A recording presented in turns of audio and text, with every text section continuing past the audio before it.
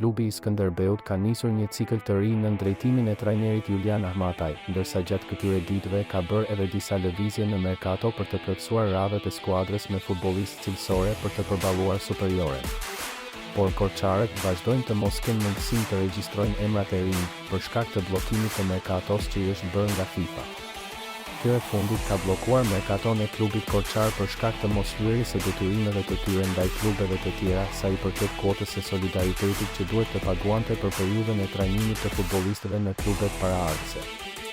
Gjatë 2 viteve të fundit janë konstatuar të paktën 9 shkelje të pagesës në kohë të detyrimeve nga ana e Skënderbeut, me shifra që shkojnë nga rreth 9.000 euro të Uçe e Musa deri te 32.000 euro të Tares, apo mbi 50.000 euro të Nergutit e Bismarck.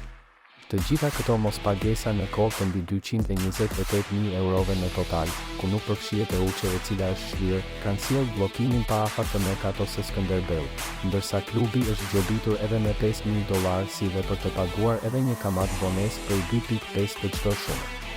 Pa bërë pagesat e plota të mësipërme, merkato e Skënderbeut nuk do të hapet dhe korçarët nuk do të kenë mundësi të regjistrojnë blerjet e reja.